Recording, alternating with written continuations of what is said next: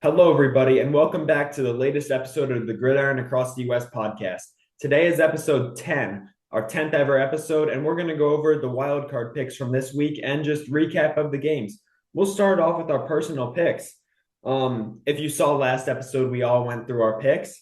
Me and Kevin, we both went 5-1. So tell me, Kevin, where do you think it went right for us in our picks? Yeah, it went right everywhere except the Chargers Texans game. That's why I'm wearing this JJ Watt jersey here, but it looked good. I think the Baltimore and Buffalo games were essentially a lock. Same with Philadelphia. The two toss-ups that we got though, the Rams and the Commanders, I went with the Rams because they had more playoff experience than Sam Darnold, and I think that's exactly what happened. The Rams pass rush was just getting to him all night, and that was a nice pick. And I called it. Jaden Daniels would go on the road and win his first playoff game in his rookie season with the Commanders. Because I remember seeing a trend that the sixth seed in the NFC always or oftenly wins since they expanded to the 17 format, and that worked again. So we'll definitely take that. So Dom and I had the exact same picks. We both went 5-1. We only missed taking the Chargers over the Texans. I don't know. I We don't know kind of what forgot happened. about the Chargers. Chargers playoff track record there. And, on paper it looked good for the Chargers, but they got blown out pretty bad. So, not ideal. Ben came in third behind us two at 3-3, getting the Bills, Ravens, and Eagles. He got all the locks, we would call them, and missed all of the toss-ups. And Matt came in fourth, getting Two only and four. two, the Ravens and the Bills. He missed on every other game, including the Packers Eagles. He took the Packers in that game. Not a great week for Matt.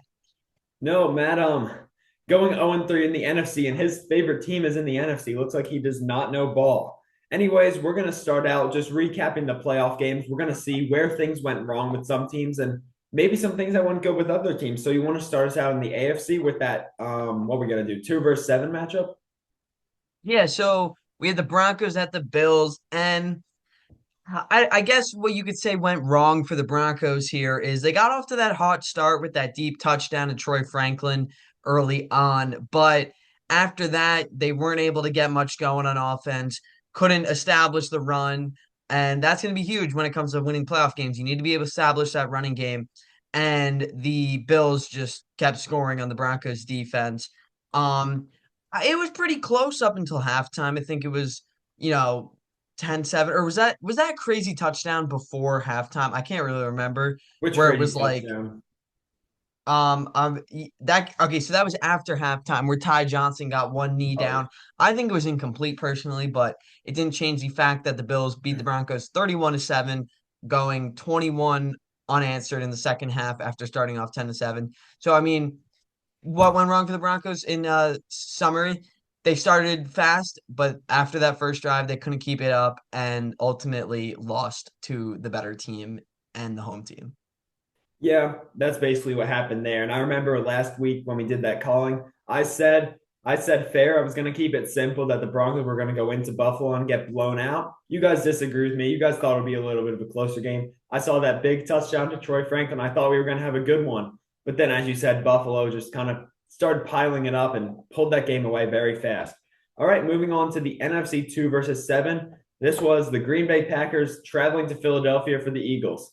Maybe the worst thing to come out of that was that little interaction we saw. I've seen it all over Twitter, that little interaction in the stands between the Eagles and Packers fan. Glad that got resolved. He's been doxxed, by the way. I think people got his address now. But anyways, moving back onto the game, I think the key point where it went wrong for the Packers on defense has got to be stopping the run. They allowed, I believe, 170 yards rushing total.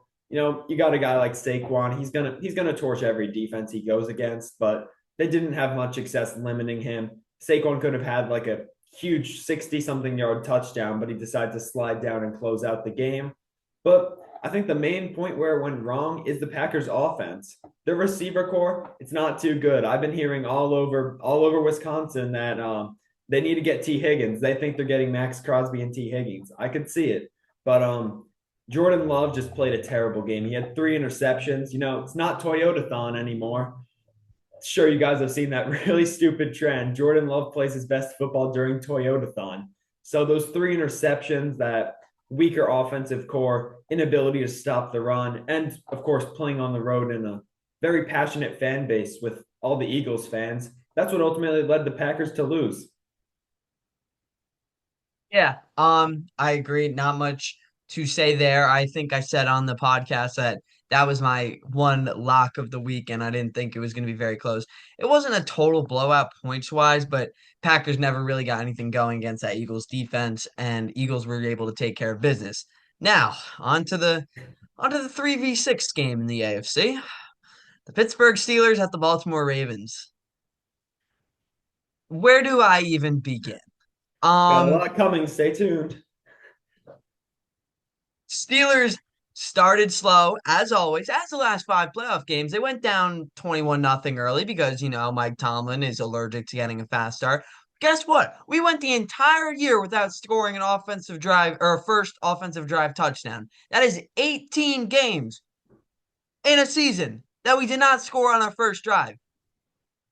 How do you not make adjustments maybe after the fifth, sixth, seventh game? 18 games in a row. What are we doing? I don't even understand. Couldn't establish the run. Najee in his probably last game ever as a Steeler looked horrendous. Jalen Warren didn't look much better. Um, and that's how our offense would really open up. You have to the way the Steelers' offense is shaped, which I don't agree with. I think they should change it because it's very like I'll get into it in a second. You have to establish a run to open up the play action passes. You can't open the play action passes to To get the run establish the run. going because that's just not how Arthur Smith calls this game. And by the way, they opened with like three straight passes. All of them were just curl routes. Every receiver on the field ran a curl route 5 yards down the field. It's the most predictable fucking offense I've ever watched in my entire life. I could call a better game script than Arthur Smith, and somehow he's getting head coach interviews. What are we doing, NFL? This dude is not good at coaching, to put it light. Um, and on the defensive side, the offense, ended up putting up 14 points, which not gonna win you a playoff game. George Pickens had that one pretty tough touchdown because he has so much aura. Where he like dodged a hit Yeah, your stick. only But good offensive player. yeah, the defense, I can't even begin. Terrell Austin needs to go, and maybe even Tomlin needs to go. I'll get more into the Tomlin thing in a little bit, but when you have guys tackling the running back on the read option every single play, if you watch the highlight reel, Lamar kept the ball like 10 times, and the running back just get lit up every time while Lamar ran for 20 yards. It comes down to the game plan, and that's the coach's job to get him prepared. And Tomlin, this defensive mastermind, did nothing. He did nothing. Gave up 21 points in the first half, and in the second half, we only gave up seven because the Ravens obviously slowed down and tried to finish the game. It's just horrendous.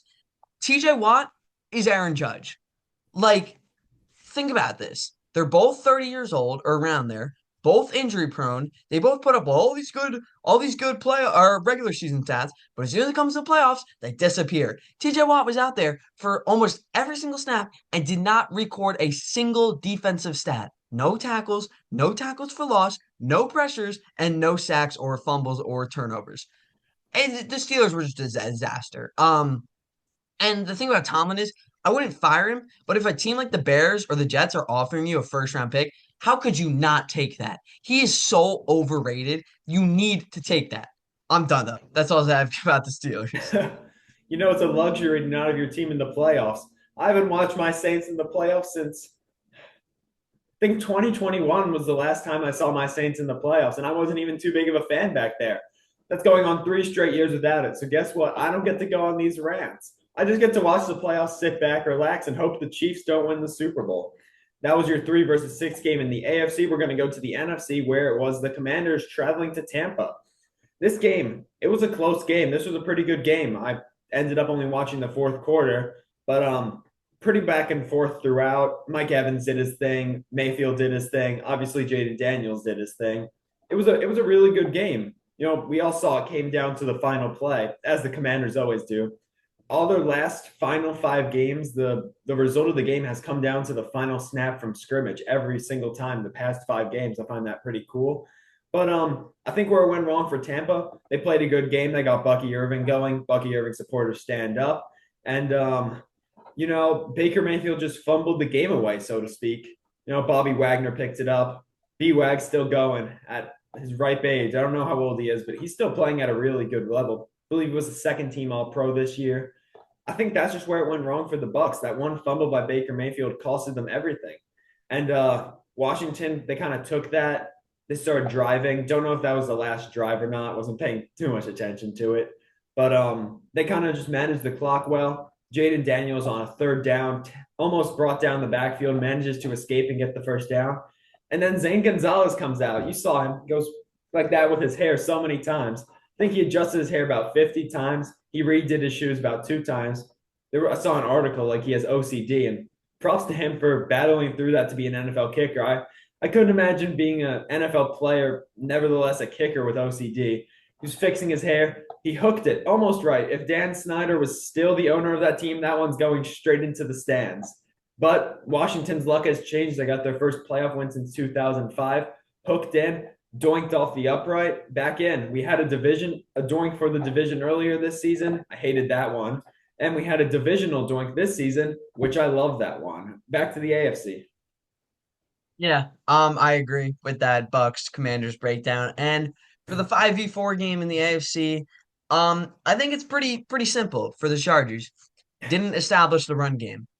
I think there's a common theme through the AFC as we mentioned it for the previous two teams, but especially for the Chargers. When you have a guy like Jim Harbaugh and you come in, you draft an O lineman top five, you operate your offense around the run game. You have to be able to get going in a playoff game, nonetheless, if you want a chance at winning. And that's just not what they did. They went out there and Herbert threw 4 interceptions. You can't be having Justin Herbert, you know, forcing balls like that if you want to win with a run heavy offense. You look at I'm trying to pull it up here real quick. You get J.K. Dobbins, 9 carries for 26 yards, 2.6 yards a carry, or 2.9 yards a carry. Gus Edwards, 7 for 22, 3.1 yards per carry. That's just way too inefficient if you want to win a football game, especially as a run heavy team. Ladd McConkey did have 9 catches for 197 and a touchdown, but that came in garbage time. Herbert, 14 for 32 for about 240 and a touchdown, but 4 interceptions. 14 for 32 is below 50%. With The 4 picks. Chargers were so inefficient, it's not even funny. And you're not going to win a playoff game if you're that inefficient. And their defense, which was supposed to be so great, didn't help them at all either. CJ Stroud went out there and threw for almost 300 yards, touchdown, did throw an interception, but Joe Mixon with 25 carries for over 100 and touchdown. The Chargers just didn't stick to what they're known for, and that's defense and running the ball. And you can't win a playoff game getting away from your main identity like that. Yeah, I agree with that. You see, the Chargers in their last playoff game, Trevor Lawrence threw 4 picks in that game, and now they returned the favor by Justin Herbert throwing 4 picks.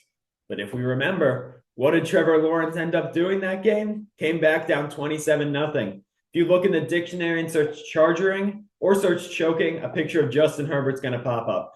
5 seasons, 0 playoff wins. Jaden Daniels has played 1 playoff game. He already has more wins than Justin Herbert already. And Derek Carr, if we want to throw that around. But I'm not the biggest Derek Carr fan here. And then we're going to go to the 4 versus 5 in the NFC, which we know there's a couple Viking fans behind that screen right there watching.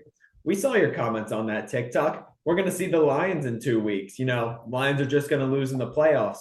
The face masks just killed them, I guess. But in this game, LA won this game. You can see the Stafford jersey, proud to represent here. And where it went wrong for the Vikings, it's going to start with number 14 on that offense, Sam Darnold. How many picks did he throw? He threw 1 pick, I think. But I meant to say, how many sacks did he take? 9. Read the number on my jersey. That is how many sacks Sam Darnold took in this game. And you can't. There's also a 9 behind you on the wall. I could have said 9 behind. See, 2 9s. Just a friendly reminder that Sam Darnold got sacked 9 times in this game. And it wasn't all the O-line's fault. I mean, a little bit could have been. The double 9 right there, all the 9s.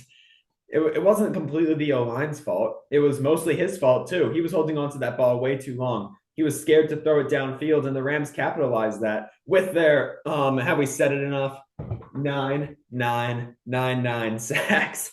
But the Rams also capitalized on that with their offense. Stafford played a great game.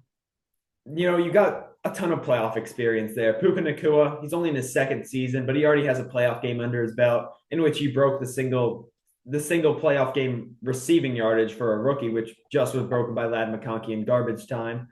But yeah, I just feel like that was the key to the game. It was Sam Darnold holding on to the ball too long and being scared to push it downfield. Maybe he wasn't trying to throw picks to, maybe get some money back on that contract extension, but I think he just took even more money off of it. You don't want your quarterback getting sacked 9 times a game unless it's Joe Burrow a couple of years back when they won that game. But yeah, that's pretty much all I got for that. And I think JJ McCarthy is going to be the franchise QB of the Vikings. I know there was some talk about Sam Darnold, but if I were the Vikings, I'd let him walk. What do you think on that? Yeah, I agree. I think we saw more of the Sam Darnold that we know and love from the Jets when he actually had to face adversity here in back-to-back weeks of 9 points on offense. I think when you have an offensive coach like Kevin O'Connell, You just say nine. receivers like what? You just say nine, 9 sacks. Yeah, there we go. Sam Darnold hates the number nine. But when you have an offensive coach like Kevin O'Connell, receivers like Justin Jefferson, Jordan Addison, TJ Hawkinson, a running back like Aaron Jones, it's going to be easy to put up stats in the regular season against not so great teams, especially with the Vikings playing with a third place, fourth place schedule. Not too familiar with the standings. I think they were a little bit worse or a little bit better than the Bears. So they had that third place schedule. They didn't play too many great teams, and I think that showed. I think Darnold dominated against the competition in the regular season, but as soon as it got to these teams like the Rams and Lions, he fell apart. And I don't think if the Lions want to have a future, or the Vikings want to be competitors in the future, they should keep Darnold around, especially at 40 million something a year. I think they should Way too definitely roll much. with their guy, JJ McCarthy, who is a national champion from college. JJ McCarthy, he just wins games. He's not going to put up the prettiest stats. And get ready for this. What jersey number does JJ JJ McCarthy wear? McCarthy. See, Sam Sam Darnold. Darnold and the number nine. Next conspiracy theory. Sam Darnold Huh. cannot operate with that number nine. He's going to get replaced by a nine, 9 sacks, back-to-back game of 9 points, and about 90 million taken off his contract extension, probably based on these last 2 games. So that's about all we got for today. You got anything else? No, that's it. Yeah, so we're going to be back on Thursday. We're going to go over the matchups for the divisional round. We're going to make our picks. We're not going to have Ben and Matt on the show, but we'll ask them for their picks. We'll see how they do. Maybe they're going to be banned. Maybe we're going to ban Matt. We're going to send him to the shadow realm. Going 2-4, 0-3 in the NFC. You just don't like to see it, At least they make us look good and look like we know ball. which we do know, ball. That's why you should tune in to more episodes of Gridiron Across the U.S. podcast for some elite picks and some elite takes. All right, that's why you should be watching or Yeah. listening. So, do we want to wrap it up here, or is there any news going on with the Vancouver Canucks today? Segment. Big news for the Canucks. Philip Hronik is back. He's been out with a lower body injury since November 27th in the game in Pittsburgh after he took an awkward hit into the boards. This is huge news for the Canucks. I believe he has 1 goal, 9 assists in 23 games played earlier in the season. But what this does for the Canucks is it allows them to put him back on the first pairing with my guy Quinn Hughes, and more importantly, it gets Noah Juleson out of the lineup, probably the worst hockey player I've ever seen in my life. Um, and it allows Tyler Myers, the second worst hockey player I've ever seen in my life, to not be on our first pairing defense playing 20 minutes a night and get him back into a role where maybe he's not the worst player I've ever seen in my life. So I think this helps the Canucks in many ways and will help them get back on track.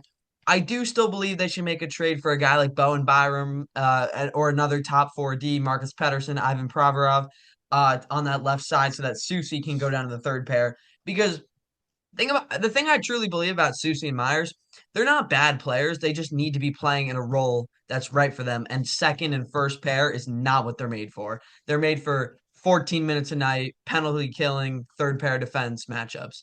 And I think they will succeed there, and the Canucks will make a deep playoff run. I still believe. I don't care what's It happened will so far. I happen. will always believe.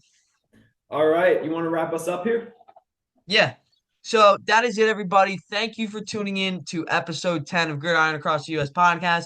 Make sure to follow all of our socials. They will be on the screen in front of you. If you don't already, tell a friend to tune into these videos or episodes. And yeah, hopefully see you next time for our divisional round predictions. That's all I've got. See you in the next one.